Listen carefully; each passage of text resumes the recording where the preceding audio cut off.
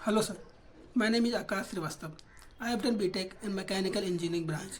In this video, I would explain supply chain sustainability and ethical sources consideration. तो let's start. In supply chain sustainability में we are analyse them कि जब कोई material initial stage से final stage तक पहुंचता है तो उस बिहेवियर में हम वी आर चेकिंग आउट कि उसकी ट्रांसपोर्टेशन मटेरियल बिहेवियर और उसके ethical sources of consideration like rules and regulation जो कि हैं वो सही से वर्क कर रहे हैं कि नहीं. So let's start. Firstly I will discuss one by one. So firstly, I discuss about sustainable material. तो whose material we are selecting those materials are sustainability or not. जो गुड्स अच्छे जो हम मटेरियल सेट कर रहे हैं वो material goods अच्छे हैं या गुड्स हैं अच्छे हैं कि नहीं. तो इस थ्रू उसकी ड्यूरेबिलिटी भी चेक करते हैं और उसके जो रूल्स एंड रेगुलेशंस हैं वो भी we are checking out. These are the sustainability material. Second is fair labour practices.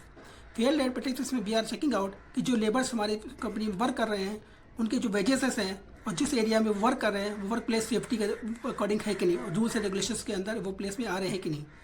These और जो लेबर जो वर्क कर रहे हैं वो रूल्स एंड रेगुलेशन के थ्रू वर्क कर रहे हैं कि नहीं. These are the fair labour practices. Second third is reduce carbon footprint. Reduce carbon footprint is the most important part of the sustainable chain and ethical consideration. So we are using the eco-friendly work like wind energy, using the wind energy, solar energy and renewable energy also. तो मान sustainable methods अपने supply chain के carbon footprint कम करने के लिए काम करते हैं. ट्रांसपोर्टेशन कोस्ट को ऑप्टिमाइज करके इको फ्रेंडली पैकेजिंग मटेरियल का यूज़ करते हुए अपनी फैसिलिटीज़ के लिए रिन्यूएबल एनर्जी सोर्स इनमें इन्वेस्ट करते हैं.